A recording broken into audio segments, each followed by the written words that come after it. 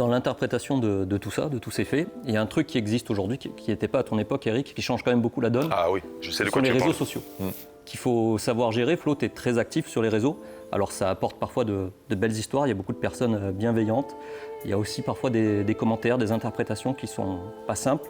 Est-ce que ça te prend pas beaucoup trop d'énergie dans la gestion de ton quotidien? Et toi, Eric, comment tu aurais réagi? Comment tu serais si tu étais joueur aujourd'hui avec tout ça? Moi, personnellement, c'est une erreur de ma part, mais il y a eu certaines fois où j'ai pris des gros coups sur la tête et où ça m'a fait beaucoup de mal. Tout ce que je fais dans la vie, c'est avec sincérité, avec le cœur. Si j'aime, j'aime. Si j'aime pas, j'aime pas. Je le dis et je suis honnête. Et comme j'ai toujours agi avec sincérité, ça m'a fait beaucoup de mal à certains moments qu'on puisse remettre en cause ma sincérité envers le club et envers les supporters.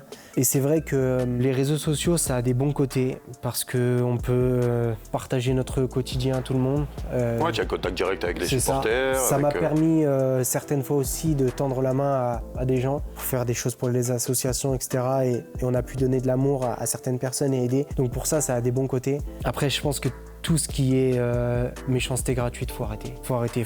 Franchement, faut Mais tu as vu arrêter. que je sais pas où c'est là, qu'ils ont décidé, c'est en Angleterre, ils ont décidé d'arrêter les réseaux sociaux. Je vais te dire la vérité, bon, moi, vu mon grand âge, je maîtrise pas trop, même si je m'y suis mis un peu pas en personnel, mais du coup, c'est une des raisons pour laquelle je n'aurais pas aimé jouer aujourd'hui. Ah. Et c'est une raison pour laquelle je suis malheureux pour vous, parce que nous, on a fait des trucs que vous pouvez plus faire aujourd'hui. On en a fait des conneries, hein. On en a fait et peut-être plus que vous du coup, puisque vous êtes toujours sous le regard de quelqu'un qui peut... moi, je suis encore surpris aujourd'hui quand je vais manger en ville par exemple, et puis le lendemain, j'ai un pote qui me dit « Oh, tu étais là ?» Je dis « Mais comment tu sais ?» Il y a un mec qui t'a pris en photo et t'a envoyé sur son truc comme quoi.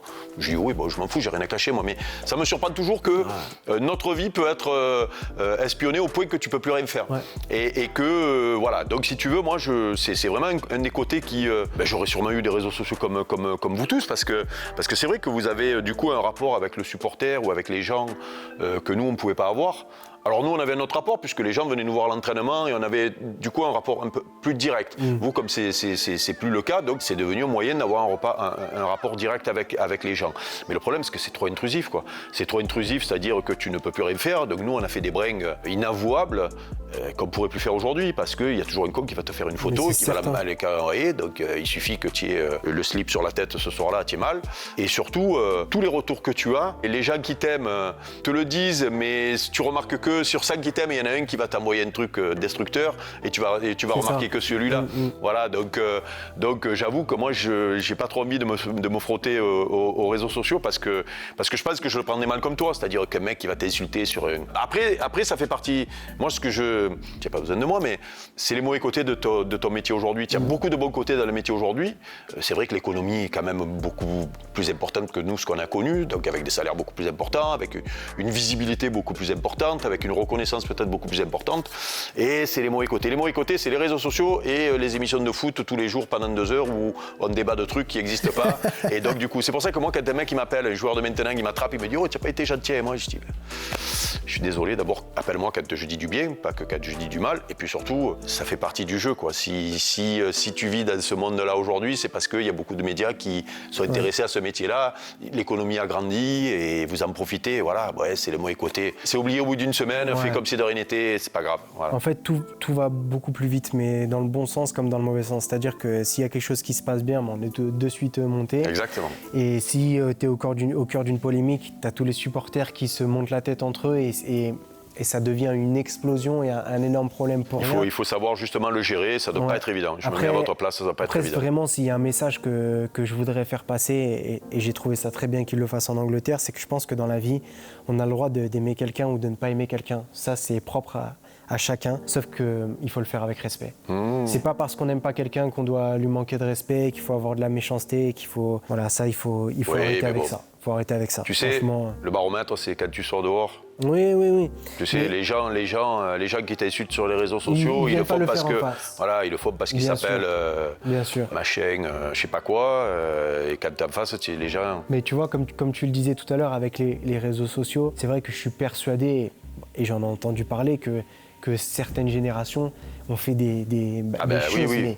mais 1000 fois pire que nous. Oui, puisque vous pouvez plus, vous. Mais nous, on peut plus. Nous, aujourd'hui, on a tellement peur des réseaux sociaux qu'aujourd'hui, par exemple, quand on dit on va organiser un petit truc entre nous pour manger un morceau ou quoi, eh ben on le fait pas. Parce qu'on a peur que demain ça sorte et qu'on soit au cœur d'une polémique. On le fait plus. On le fait plus. C'est clair. Et c'est con parce que ça. Ah oui, c'est con parce que c'est bien amusé, je te promets. Ça, je veux bien te croire. Mais ça détruit les liens qu'on pourrait créer hors du travail, hors du club. Donc c'est dommage. Mais bon, voilà, comme tu l'as dit, il y a des bons et des mauvais. Nous, on a fait ici à la commanderie, à l'époque, on avait fait un méchoui. Alors, il n'y avait même pas le centre d'entraînement, on avait les Algeco à côté, tu vois. Et on a fait un méchoui entre un entraînement, on avait 2 entraînements, on était restés tous. Bon, on avait bu un petit coup et ça s'est fini à jouer à la pétanque à poil, quoi, tu vois. Donc imagine, tu fais ça aujourd'hui. Bon, l'histoire est sortie, hein, il y avait rien de grave, tu vois, mais bon, on était entre nous, il n'y avait personne n'avait un appareil, personne n'avait de téléphone à l'époque. On a bu un coup, on faisait des trucs, c'est parti en vrille et mais ça a fini où on joue à poil. Voilà, mais si tu fais ça aujourd'hui, tu t'imagines, toi? Qu'est-ce qui se passe aujourd'hui? Tu t'imagines Florian Thauvin en train de pointer avec la truite à l'air. Merde. Ce qui est malheureux, c'est qu'on fait tous des soirées où on rigole et ça part comme ça part. Mais si ça arrive aujourd'hui, tu peux te faire virer du club. Bien sûr. Bon, voilà. C'est les mauvais côtés des réseaux sociaux d'aujourd'hui. C'est pour ça qu'il faut maîtriser, il faut faire attention. J'ai vu que tu étais actif. C'est toi qui gères j'essaie de poster des trucs, mais c'est pareil. Tu as tellement de pression de la part des supporters que c'est soit tu gagnes et tu as le droit de poster une photo, et si tu gagnes pas, tu t'écrases. Nous, à l'époque, il n'y avait pas les réseaux sociaux, mais quand on perdait, il était hors de question d'aller manger au restaurant derrière parce que les mecs te demandaient ce que tu faisais dehors. Oui, mais bon, mon ex-femme, elle savait, quand on perdait, on rentre directement à la maison. On rentre directement à la maison, on ne voit pas dehors. Ouais, elle le sait aussi, c'est comme ça. Alors Florian, tu vas partir dans un club que l'OM ne pourra pas affronter dans une compétition officielle. Tant mieux. Sauf sur le plan intercontinental, mais là ce sera bon signe pour les deux. Oui, tu as raison. Est-ce que ça a compté dans ton choix de choisir un club qui... On a vu ce qui s'est passé avec certains joueurs emblématiques qui ont choisi Lyon, par exemple. Est-ce que ça a pu compter ? Oui, c'est forcément quelque chose que tu prends en compte. J'avais la possibilité de rester en Europe, d'aller même dans des clubs rivaux. J'avais pas forcément envie de ça. Je pense que dans mon choix, et vous commencez un peu à me connaître parce que ça fait 10 fois que je le dis dans cette interview, je fais les choses avec le cœur. Moi, il faut que quand j'échange avec un club, avec les dirigeants, il faut que je ressente quelque chose. Et c'est ce qui s'est passé lors de mon entretien avec les Tigres. Donc ça tombe bien, on va dire que ce soit pas si proche, que ce soit pas en Europe et que j'ai pas à affronter l'OM. Eric, toi qui à l'époque a quitté l'OM pour Monaco, qui était un rival, est-ce que c'était déjà compliqué ? Moi j'ai joué qu'une fois dans ma vie contre l'OM, non 2 fois. Quand j'étais prêté à Nancy, du coup, j'avais même mis un but au stade Vélodrome quand je reviens prêté avec Nancy. Et l'OM jouait justement le titre ou pas loin. Et putain, je marque un but sur coup franc au stade Vélodrome, je crois pour le 2-2. Puis on perd justement à la fin, juste à la fin. Heureusement parce que je pense que Tapi m'aurait tiré fort les oreilles. Et j'ai une seule satisfaction quand je pars à la fin à Monaco, c'est que je n'ai plus jamais rencontré l'OM. Et il en a été question sur la dernière saison, l'avant-dernière saison, parce que le club était remonté, l'OM était remonté en première division. Et il y a eu des matchs contre l'OM. Bon, moi j'étais blessé, j'ai pas pu jouer. Mais s'il avait été question que je joue contre l'OM, je pense que je me serais fait une contracture à l'entraînement la veille ou un truc comme ça. Ouais. Venir au stade Vélodrome avec un autre maillot que l'OM, pour moi, aurait été compliqué. Et du coup, je comprends que même si ça n'a pas été primordial dans ton choix, je pense que pour toi, ça va être un soulagement parce que imagine-toi, ne serait-ce que ce qu'a vécu Mathieu Valbuena, que ce soit un club français ou un autre club en Coupe d'Europe ou pour un match, imagine-toi revenir au stade Vélodrome. Tu as toujours les mecs qui vont t'insulter, c'est terrible. Et donc, je suis content de jamais avoir vécu ça finalement. Je l'ai vécu que quand j'étais un tout petit joueur qui sortait du centre de formation et qui était inexistant, quoi. Mais ça aurait été un gros problème et toi, je pense que ça va pas te manquer. Ouais, non, c'est clair que c'est quelque chose que tu prends forcément en considération quand tu as joué à l'OM et voilà, avec l'amour que j'ai porté au club, pour moi c'était pas possible s'il avait fallu le faire avec un club étranger, oui, pas, ça c'est peut-être pas pareil. Différent, mais j'ai eu la possibilité d'aller à Lyon et voilà, je me sentais pas capable de faire ça parce que voilà, quand t'es Marseillais un jour, t'es Marseillais. Mais tu sais, Mathieu, il a mal vécu, hein. Tu as il a très mal vécu. Il a très mal. Ça a été dur pour lui, hein. C'était voilà. Pour moi, c'était pas possible. Là, tu vas te faire insulter en espagnol par les adversaires des Tigresses, donc tu t'en fous, tu comprends rien. Parlons terrain à présent. Qu'est-ce que ça donnerait un duel Florian Thauvin, Eric Dimeco, sur le côté là ? Ça dépend avec quelles règles. est-ce que c'est les règles d'aujourd'hui? Donc, avec les règles d'aujourd'hui, je risque de prendre le bouillon. Avec les règles de l'époque, je risque d'avoir mal. Tu risques de couiner un peu. Ouais, mais tu sais, ils couinaient pas longtemps, hein, on les achevait vite à l'époque. Ils couinaient un peu, puis on les achevait quand ils souffraient trop. Non, c'est vrai que si tu me donnais le choix, je voterais pour un duel avec les règles d'aujourd'hui, parce que sinon je pense que j'aurais un match compliqué à passer face à toi. Mais ça aurait été un honneur, j'aurais été très heureux de jouer contre toi. Mais tu sais, il y a eu une évolution au niveau des règles qu'on connaît. Moi, je trouve que c'est bien. Que nous, quand tu regardes certains matchs, c'était chaud. Les attaquants, ils n'étaient pas protégés. Sur chaque tacle, tu pouvais blesser un mec. Je vais te dire, moi, je touche du bois. Ou alors peut-être il est mort, il ne pourra pas se dénoncer, mais j'ai une satisfaction finalement quand je vois comment l'engagement qu'il y avait à l'époque, c'est de ne pas avoir cassé la carrière d'un mec. Parce que nous à l'époque, tu pouvais casser la carrière d'un mec sur un tacle. Il y en a qui circulent sur Internet encore aujourd'hui, même moi j'ai peur quand je les vois. Donc, et que le football ait évolué pour protéger les attaquants que vous êtes tous là, je trouve que c'est plutôt pas mal. Ça va dans le sens du jeu.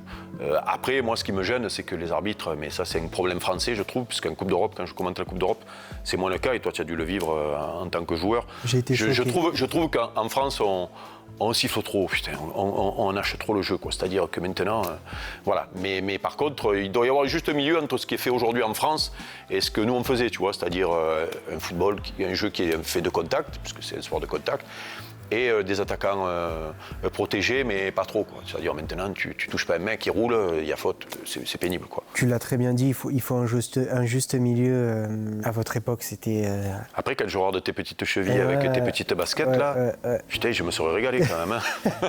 Non, c'est vrai que j'aurais pas aimé jouer à votre époque parce que c'était très agressif. Je pense que c'est un sport de contact, donc il faut du contact, il faut du duel. La seule chose qu'il faut pas, c'est qu'il y ait une intention de blesser ou une intention de faire mal. On dispute le ballon, mais la Et nous, le problème, c'est que moi, j'ai des potes qui annonçaient déjà qu'ils cassaient un mec avant le match, quoi, tu vois. Donc imagine-toi, Flo, donc c'est juste, tu es côté droit avec ton pied gauche, hop, tu me fixes comme ça, bim, tu rentres dans l'axe, tu me dribbles.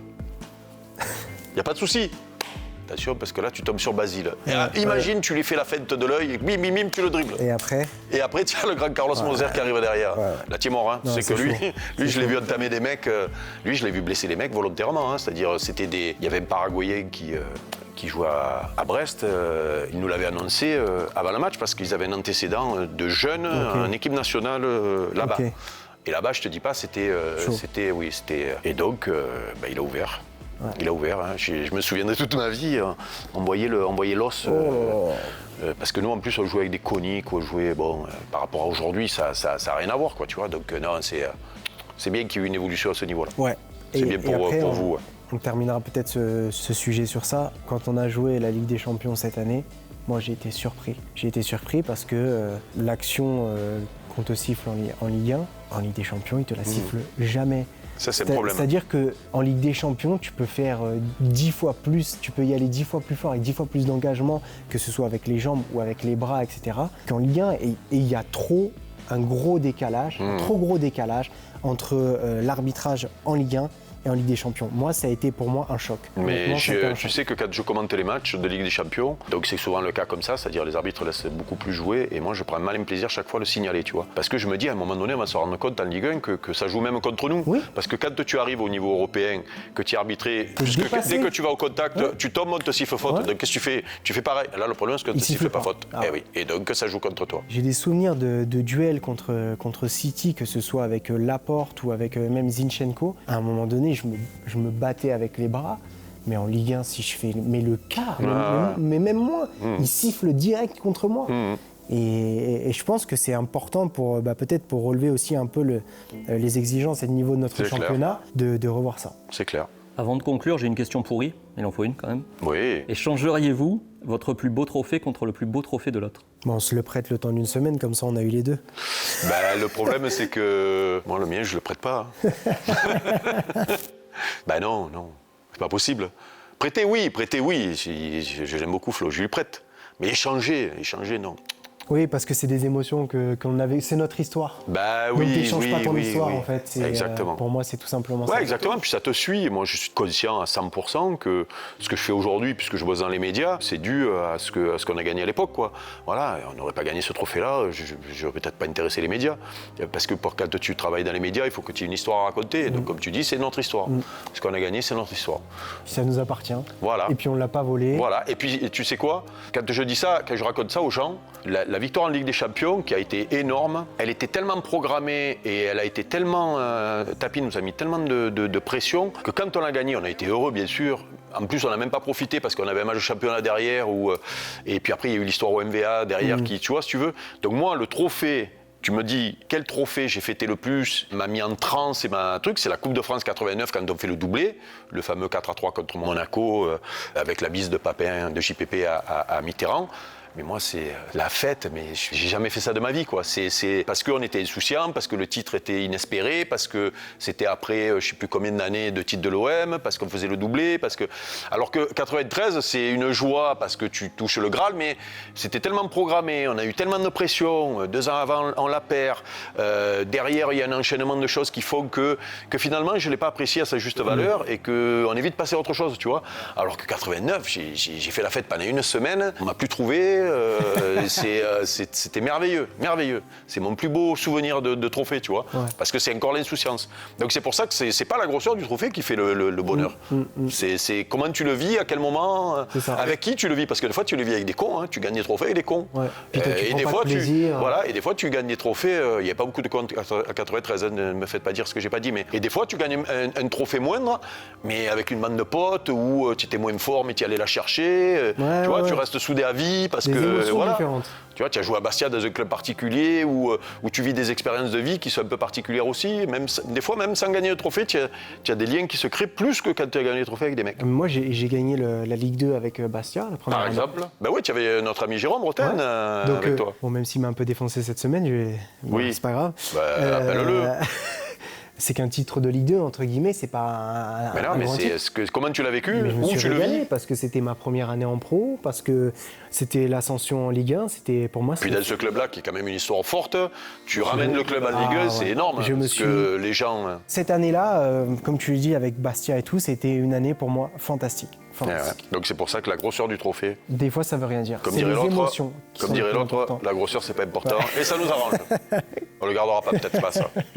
Pour conclure, Eric, toi on en parlait tout à l'heure avec ton départ à Monaco, toi qui as déjà vécu l'éloignement de l'OM en tant que joueur pour de vrai, qu'est-ce que tu pourrais conseiller à Flo, qui va donc quitter l'OM après moi, moi, c'est pareil, je pourrais la raconter, cette histoire-là. Un jour, il faudra que je la raconte parce que mon départ à Monaco avait fait beaucoup parler. Et moi, j'ai jamais senti le besoin de raconter pourquoi. Mais c'est vrai que moi, partir de l'OM a été un déchirement à l'époque parce que ça se passait dans des conditions particulières. Et du coup, j'avais toujours mon pied-à-terre à Marseille. Monaco, c'était pas loin, donc je rentrais souvent. Et surtout, ça explique aussi pourquoi. Moi, je pars en 94. En 95, je me présente aux élections municipales avec Renaud Muselier et Jean-Claude Gaudin. Parce que je souffrais tellement de l'éloignement que pour reprendre un pied à Marseille, j'avais trouvé j'ai toujours été intéressé par la politique, mais c'était un moyen pour moi d'être là-bas sans partir, quoi. Et du coup, quand j'ai arrêté ma carrière, je suis de suite revenu habiter à Marseille et j'ai de suite pris mes activités politiques à temps plein parce que j'avais souffert de... Même si je me suis éclaté à Monaco, on avait une super équipe, il y avait des super mecs,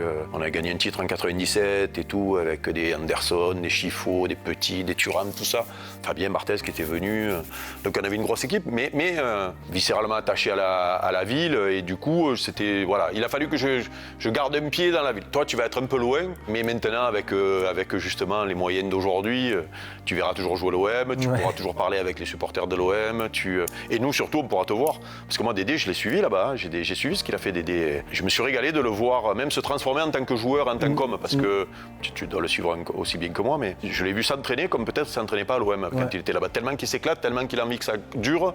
C'est devenu, physiquement, il s'est transformé. Ouais, je suis d'accord. Et même au niveau de la personnalité, j'ai eu la chance de parler avec lui sur RMC il n'y a pas longtemps. Et il m'a confirmé ça. Et donc, du coup, tu vas être l'OM, on va pouvoir te suivre. Et toi, tu vas pouvoir suivre l'histoire de l'OM. Et puis, tu vas pouvoir discuter avec nous. Et c'est ça qui est bien aujourd'hui. Ouais, ça c'est qui est bien vrai que c'est un des points positifs de ce qu'on disait tout à l'heure, les réseaux sociaux et tout ce qui se passe aujourd'hui. C'est vrai que bon, je sais pas trop à quoi m'attendre. Je pense que ça, c'est même sûr, l'OM et Marseille va énormément me manquer.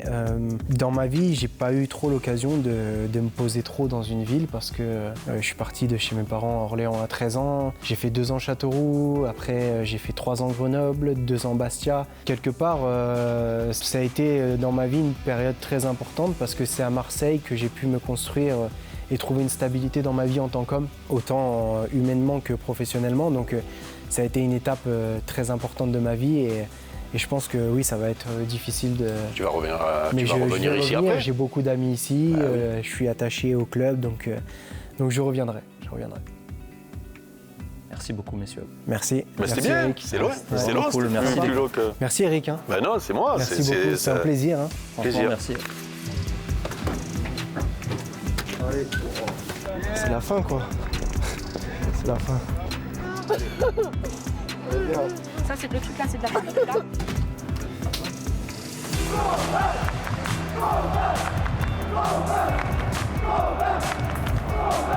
Et là voilà le but de Florian Thauvin. Il est beau ce but. Sa première réalisation avec le maillot olympien.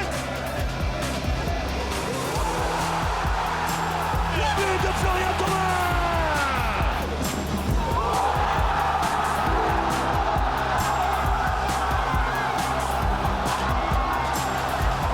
Pour Thauvin. Florian Thauvin qui va aller marquer ce deuxième but. C'est précieux pour la 5e place.